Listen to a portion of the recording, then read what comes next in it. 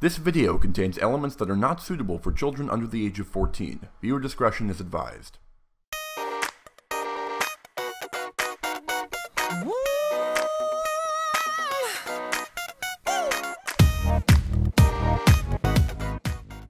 Hey guys, Sean Fay-Wolfe of Diamond Axe Studios here. I assume you know what a 100-song ranking is, and I assume you know what a 2019 is, so let's not waste too much time on the setup here. For those of you who are new here, welcome. Have some juicy fruit. And for the rest of you, please indulge me while I quickly explain the rules to the uninitiated. First of all, I'd recommend watching my lists of the top 10 best and worst hit songs of 2019 before you watch this video, since I not only go into more detail on those lists, but this countdown will act as a spoiler for those lists. Links can be found below in the description if you want to check those out. And as for what we're doing here, we will be taking a look at all 100 songs on the 2019 Billboard Year-End Hot 100, which is a calculation of the 100 most popular songs of this past year in the United States based on a combination of sales, streaming data, YouTube views, and radio play. The songs that appear on this list were not my choice. They were decided entirely by Billboard magazine's calculations. However, their order on this particular list is going to be decided entirely based on my own completely subjective opinion, as I rank them from my least favorite all the way up to my personal favorite hit song of the year. The songs are also going to be split into tiers of quality based, again, entirely on my own personal opinions, and at the end I'll use these tiers to give the year an overall score out of a possible 500. You got all that? Well, I sure hope so, because the window of time for reflecting on the music of 2019 is very quickly closing, so let's not waste any more time and take a look at... Meet me at the London. If you find time, we can run one. Talk about some things we can undo. You just in the pen, I can find you. 6-1 on the money, 9-2. You just say the word and I run through. 2 texts, no reply, that's when I knew, yeah, I knew. I crush down with your money. 44 times, we won't play. 4 sight. 8 and 9, I might.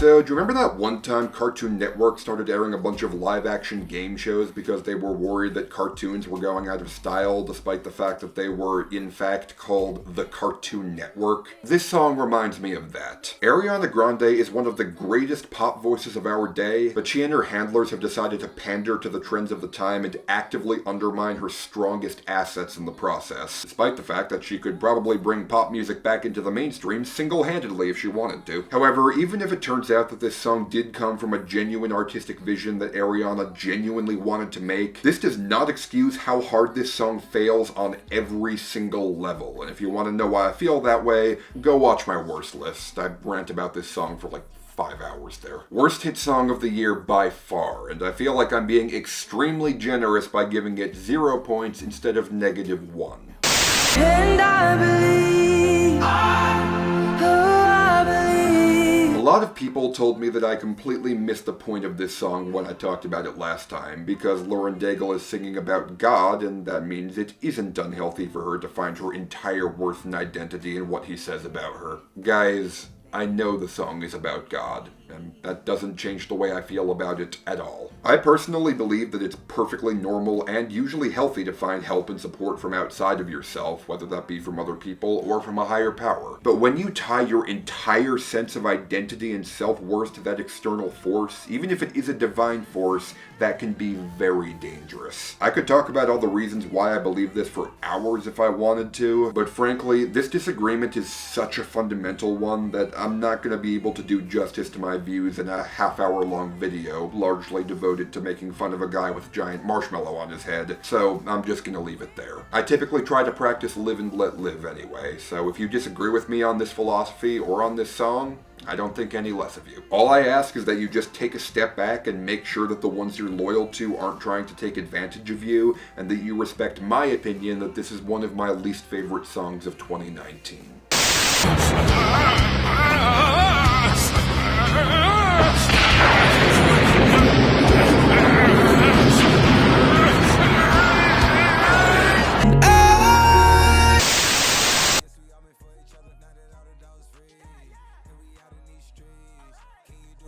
Pull up in a demon on guard, looking like I still do fraud. You know we've got a pretty good year of pop music on our hands when we're only up to number 4 on my worst list, and we've already made it out of the terrible tier. I do have to say though, this one was close. I left it out because Travis and Offset's parts are passable to mediocre individually, even if they are structured really weird. But everything Kodak does in this song outside the chorus is just mind-numbingly worthless. Even if you somehow manage to actually understand the mucus-covered Scrabble tiles he calls a verse, you'll find that his flow on this song is just jacked directly from tunnel vision. I was more sympathetic to Kodak Black in my worst list than I probably should have been, because I do know that he has put out some really good stuff, but honestly, is it worth it? I used to wanna go fishing, but I ain't have a father. I used to play cops and robbers, now I'm a real robber. When I was locked up, everybody up and left me for that. I ain't true.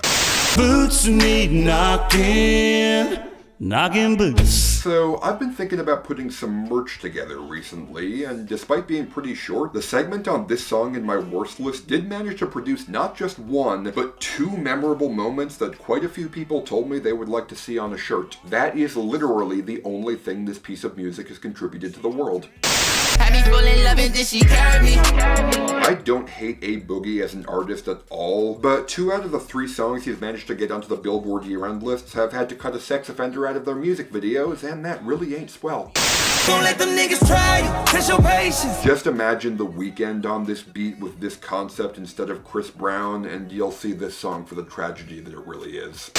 If you're there, girl, I've got my eyes on you. The more I looked into this guy, the more I realized that he really should get more hate than he does. Seriously, just look into him yourself and see how deep you can dig before your sense of decency and good taste forces you to bang a Yui. I wake up in the morning, I got murder on my mind. And the more I looked into this guy, the more just shaken to my core with sadness I became. Like, seriously, I just feel so bad for this guy. Just everything about his existence just depresses me. If you have any doubt that this country desperately needs to overhaul the way we deal with mental health, the story of Y&W Melly will wipe those doubts from your mind in record time.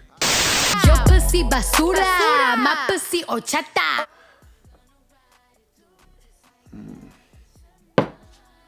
Don't even want this now.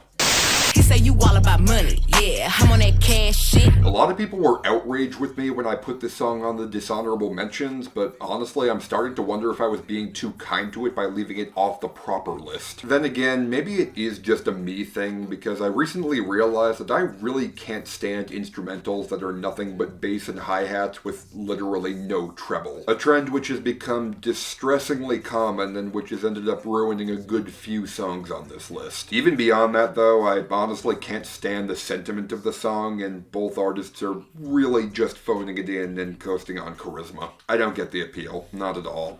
Most overrated song of the year by a country mile, I tell you.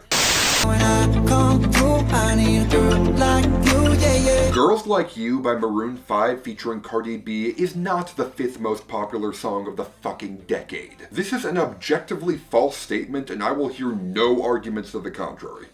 I started this shit on my business. Niggas be hating, trying to blemish my image. You'd think what sticks out most to me about this song would be the farcical misfires NLE Choppa calls punchlines, but even more than that, I just can't shake off how amateur this production is. I mean, if you listen to it, you can literally hear the pop in the editing where they merged 2 different takes together. Feeling like I'm Kobe, can't that nigga hold me. Dude, that's like level 1 shit right there. Seriously, I don't know the first thing in the world about audio mixing, and even I can fix it. Look. Feeling like I'm Kobe, can't that nigga hold me. What an embarrassment. Hell, this whole song is an embarrassment. Seriously, if you like anything at all about Shada Flow, just go listen to Camelot instead. It's the exact same song, but twice as good. I was born to flex. Yes. Diamonds on my neck.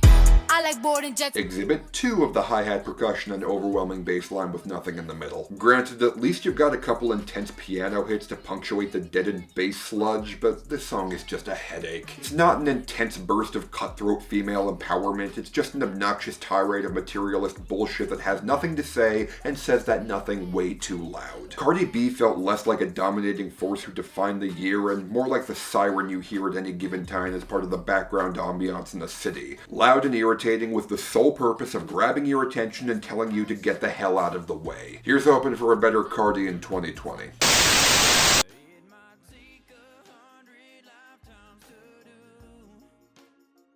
But baby, I just wanna be good as you. I originally just thought this song was really boring, but every time I hear it, I like it less and less. Guess it's a good thing I've only heard it like 3 times then. Seriously, I have no clue how the hell this managed to make the year-end list. I literally never heard it once before I did this ranking. The only thing I know for sure is that Kane Brown should make a pledge to never sing one single note above middle C ever again, because anything higher than that just doesn't work for him. Also, the fact that this hit the Hot 100 the same week as Faucet Failure and this was a hit while that wasn't is pretty compelling evidence for this being the worst timeline. And I promise that nobody's gonna love you like me. I feel like the fact that Taylor recruited a member of the LGBT+ community for a song about how awesome she is, and then released a gay rights anthem by herself, illustrates the type of artist and person Taylor Swift is better than anything else ever has. We started off as close friends. Somehow you turned into my girlfriend. Lil Baby made an R&B song. Lil Baby made an R&B song. Lil Baby made a collaboration between Ellie Goulding, Diplo, and Sway Lee actually makes perfect sense because even though they all come from different genres, they're the poster children for what selling out looks like in each of those respective genres. All 3 of these acts are capable of making not just good music, but interesting music, and yet they've all collectively decided that getting radio play is what matters to them more than anything else. Literally, the only interesting thing about this song is its chord structure. Everything else is so middle of the road it hurts. Also, I'm officially decreeing that people need to stop using the word animal in their pop songs. 'Cause I'm an animal, like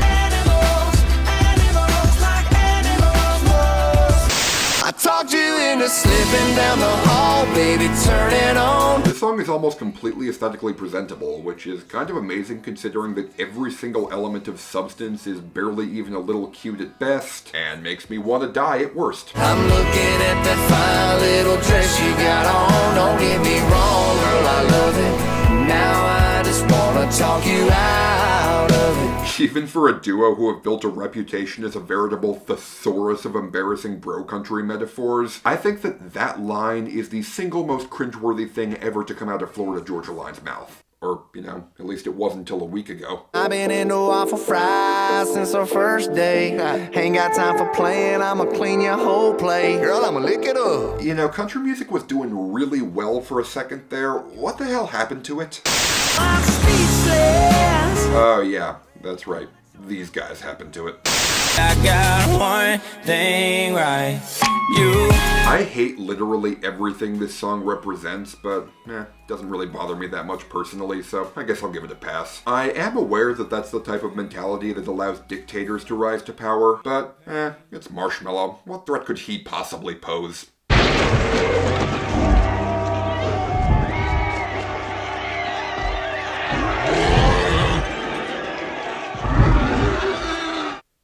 Point taken.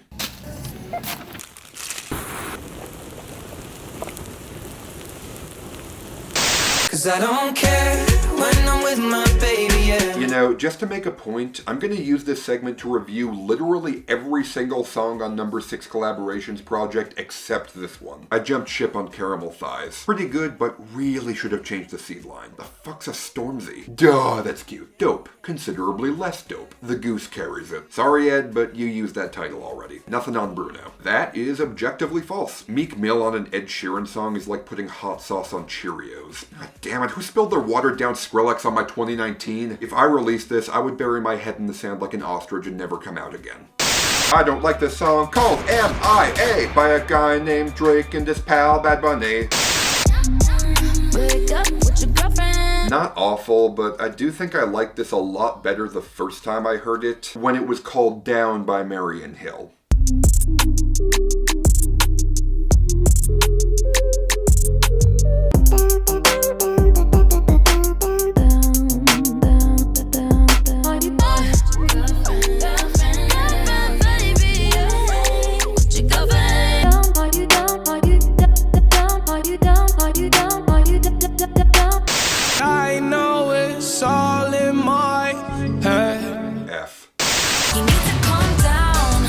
have a feeling that this is going to be the song I look back at in a few years from now, and I kick myself for not putting it lower on the ranking. Some nice production choices and an apparently genuine sentiment of empathy did convince me to cut this song a break, but honestly, between this and her previous single, I just can't hear this song without thinking of this. You know, a lot of people died in the tsunami, but don't worry. I didn't, and I'll be here to entertain you and love my life for many, many years to come. Me.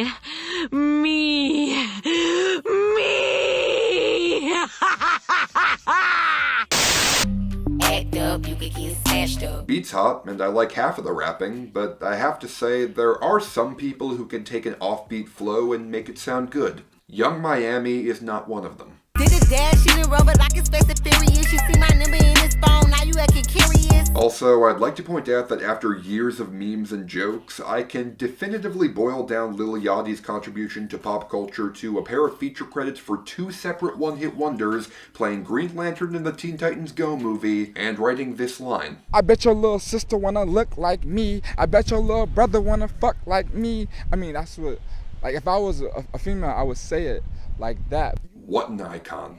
In fact, I can really only think of one group of people more iconic than he is, and they would of course be my supporters on Patreon. For the love of God, please don't leave. I promise this will be quick. If you're enjoying this video and would like to help support more like it, not only would I appreciate it if you would like this video and subscribe to the channel, I'd extra appreciate it if you would consider supporting me on Patreon. If every one of my subscribers could pledge just $2 per video, I would be able to make YouTube content full-time. For $5 per video, your name will join the ranks of these fine people scrolling up the screen, and for $10 per video, you'll join the elite club of my top supporters, which as of now includes KFW, Pull and Pong, Jeremy Sherman, Tim Shoop, Moment Reviews, Pierre Lou Lang, Flarbrew, Yoshi EX26, Liam Kinch, Mike Duggar, Nick Cage, Luke Newman, Kumarai Fang, Cyril LaFonde, Fox Navarro, and Sil Merrill. I aim to produce the highest quality content I possibly can for you guys, and these are the wonderful people who make it all possible. So a huge thanks to all my patrons, and if you'd like to join them, I'd appreciate it more than you'll ever know. See, I told you it would be quick. Now back to your regularly scheduled bitching.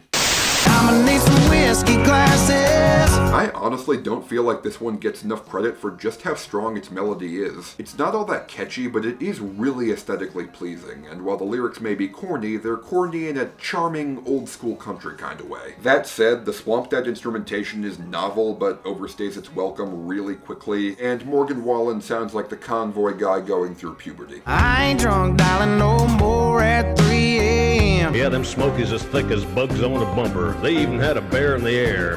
Baby, really a problem, somebody gotta stop him, man. The haters watching too hard, I think they got binoculars. Definitely an easy target and definitely a cash grab, but I dislike it more for wasted opportunity than anything else. I really don't hate the sound of this at all. Frankly, I think this beat suits Lil Baby better than most of what he usually raps over. Honestly, I kinda hope this song ends up being influential. I mean, think about it. If this song's success ends up inspiring a collaboration between Lil Pump and Lil Dicky called Micro Penis, I think crime might end. Now, this is a song by Halsey written about her ex-G-Eazy that charted from controversy despite its mediocrity. On the year-end list at number 3, topped the worst list of Sick of B, hated by others besides she, but not that bad if you ask me.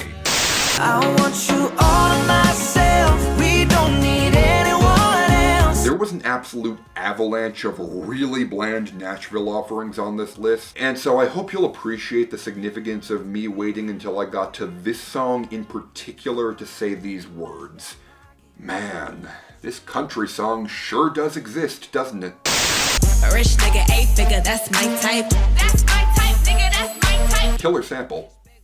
Really wish you actually did something with it. Honestly, I think I might like this one a little bit more than the next few entries here, but the prospect of putting this song at number 69 in the ranking was too tempting to pass up. You know I said that I am better now, better now. Post Malone decided to revive the Jonas Brothers this year. And I'm rolling with my brothers like it's Jonas. They decided to repay him for it. Every time that song comes on, it's about me. I wish they hadn't repaid him for it. Drip too hard, don't stand too close, you gon' fuck around and drown. I feel like this is the type of song where all the pieces have to be 100% in place for it to really work. If the pieces are 98% in place, it's a total fucking disaster. And if you ask me, I'd say that we're hitting a solid 99. Don't dance in my living room, slave to the way you move, hurts when I'm leaving you. I definitely picked up on a good deal of disdain towards this song, but I'm frankly kinda shocked there wasn't a whole lot more than that, considering that this song's general attitude towards consent makes Robin Thicke look like John Legend. I'm honestly kind of embarrassed that the inner Sublime fanboy in me was suckered into overlooking these creepy overtones, and all it took was a cheap-ass white reggae beat with a couple decent hooks to do it. But you know what they say, I'm only human after all. Don't put the blame on me. That's not who we are. We are. A lot of people were surprised to see this song in my dishonorable mentions despite me calling it decent on the cusp of good in my fall top 20 ranking, and as for why I changed my mind about it, well, my opinions fluctuate, and all the best aspects of this song just kinda wore themselves out over time. Meanwhile, hearing Ed Sheeran and Khalid whining about how awful the beautiful people were just struck me as unnecessarily nasty and judgmental, and it just didn't sit right with me. I have come back around on it somewhat because, hey, the stereotypes do exist for a reason, and the production is kinda nice. I will concede that it's a very well-constructed pop song, but not something that I'm ever gonna go out of my way to listen to. To find those, we're gonna have to take a look at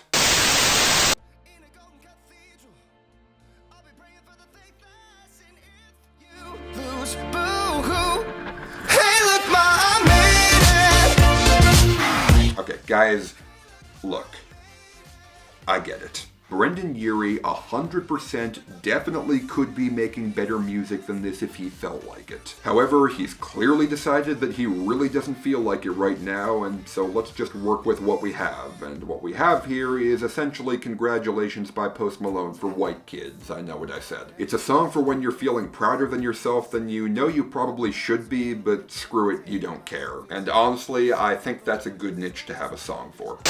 We pop out at your party, I'm with the gang. It's kind of amazing how, depending on what mood I'm in, one of the two guys on the track will always totally hit the spot, while the other will always fall flat without fail. I was fighting some demons, in the field, bitch, I'm deep in. The beat is solid, and the kid doesn't ruin it. They try to take my floor, I take their ass for ransom. The beat is pretty good, and the kid tries to ruin it, and just barely fails.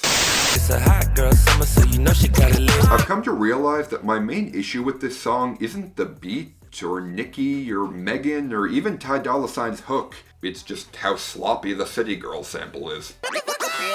Don't run from me, free. Seriously, you can still hear the original beat clearly, and while I appreciate that sample in that context, it just feels out of place. Honestly, I initially dismissed this song as a sloppy rush job trying to capitalize on a summer meme when the summer was already over, but it's got its charms, and it's definitely grown on me. At the very least, I can definitely say it's a step up from the last time Juicy J put in work for a female pop star. She eats your heart out like Jeffrey Dahmer.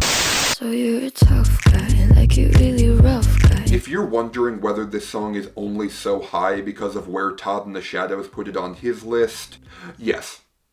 That is pretty much entirely what changed my mind about it. Duh. I know it's a cliche in the music review community for opinion on a song to bend around whatever Todd says about it, but I didn't change my mind about Bad Guy just because he liked it, but rather because what he actually said about it in that segment helped me to look at it from a different angle. When I view Bad Guy as more than just a song, but as a social phenomenon, kind of like what I did for Old Town Road, that does give me a wholly new appreciation for it. It's not a song I'm absolutely in love with, but I am extremely happy that it got as big as it did. And just to fully shield myself from any accusations of fanboyism, I've been having dreams. the build-up is incredible, the payoff is underwhelming, the song is many times better than Someone You Loved, and I have absolutely no idea how anybody could possibly think otherwise. Bust down, Tatiana. Bust down, Tatiana. If I had to summarize the culture of 2019 in 3 words, those 3 words would be, what the fuck? But Bust Down Tatiana could definitely work too.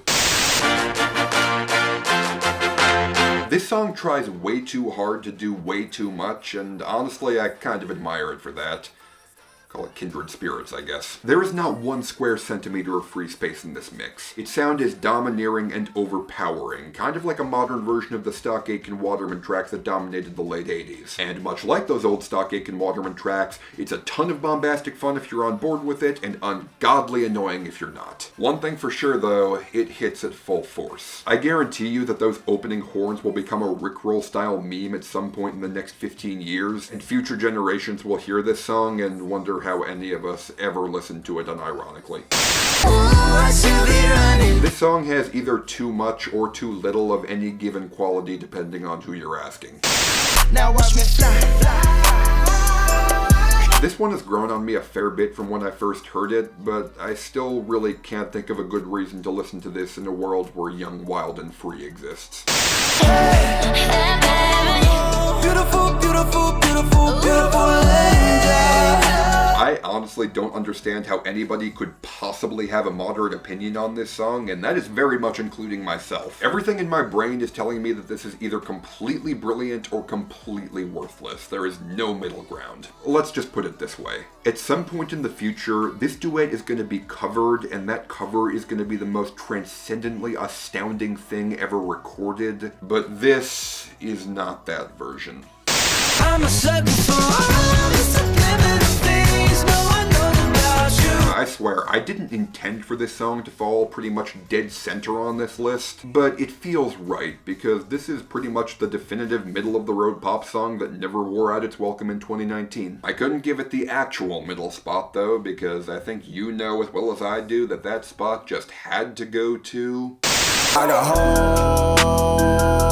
Okay, look. I know that everybody has a really strong opinion on this song. I completely understand why this song is an anthem for some and a punching bag for others. I could talk about how I personally think this song is brain-dead stupid, but it actually kind of makes brain-dead stupidity work to its advantage, while fully admitting that it's kind of cool that Sheck West did the whole thing in one take and managed to work the audio of him fucking up into the song as the best part. However, the more I thought about it, the more I realized that it doesn't really matter what I think about it. It doesn't matter what you think about it. In the end, there's really only one person whose opinion on this song matters even in the slightest. And so now I have to ask, what do you think of the song, actual real-life professional basketball player Mohamed Bamba? My thoughts on the song is it's a banger.